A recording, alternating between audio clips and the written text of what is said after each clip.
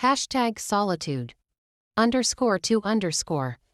Chanda sat quietly behind her desk as she tried to process what had just happened. She just couldn't understand the decision that her mother had made.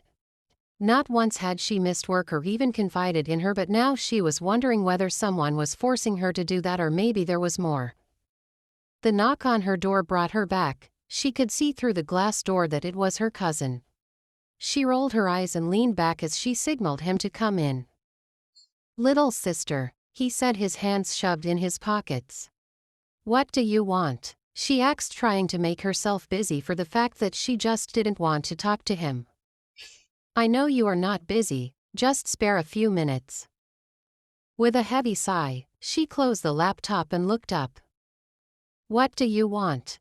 "The best you can do is first offer me a seat. We are siblings, for crying out loud," he said after settling into the chair opposite her. "We are not siblings. Your mother dumped you and my mother took you in." She glared. "I see you still have a crush on me," he said with a raised eyebrow. "Pervert." He stood up from where he sat and stood just directly to the view outside. "Do you know how much money this building is standing on?" he asks. "I am one of the people who do the books, so why would you ask me that question?"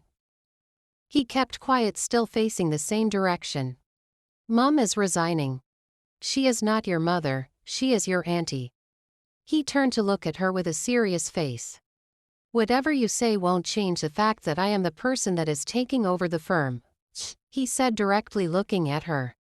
She laughed but stopped halfway. "You are not joking, are you?"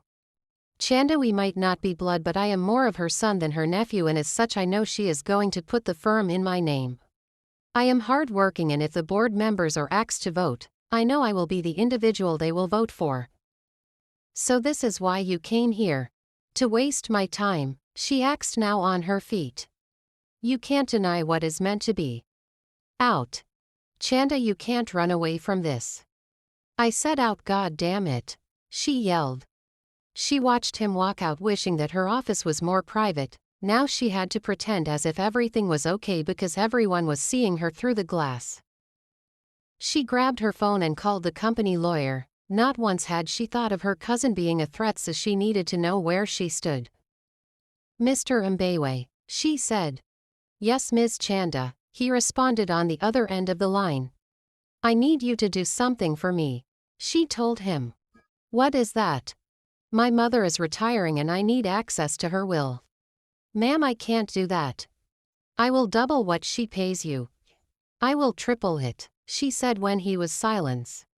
"Let me see if I can get a hold of it." Mr. Mbewe sighed as he dropped the phone. Mrs. Chanda looked at him with a weak smile. "Ma'am, she wants me to show her the will." "Chanda is my total opposite, you know," Chalesh said, staring deep within the lakes.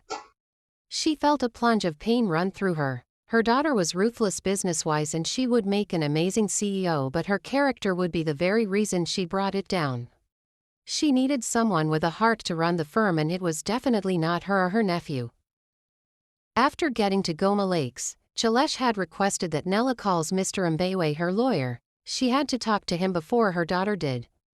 Her company was standing on money and she knew that the person who had to take over had to be really intelligent.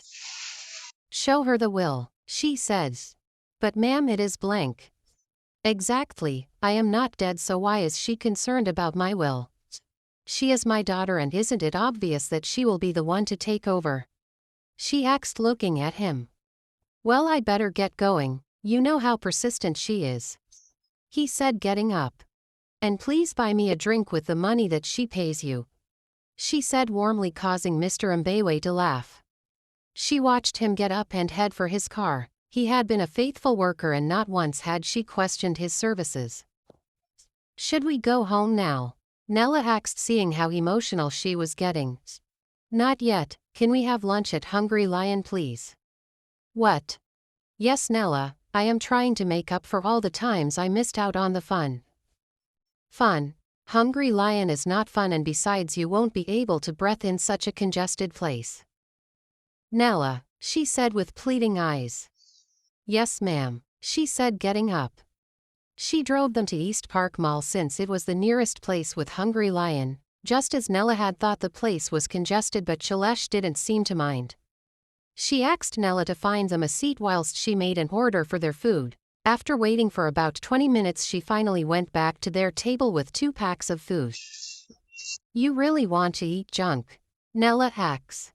Yes, Shailesh responded. She had spent all her years living right. She had held everything down, never once dragging tables. She had cut out her social life entirely just so she could build an empire for her daughter Abid nephew, gone sober, adjusted in so many ways, and yet everything had just come crumbling down with a doctor's report. Are you okay? Nella asks when she notices the silence. I am. Shailesh lies, but Nella knows her too well to believe it. Winnie. Hibiscus.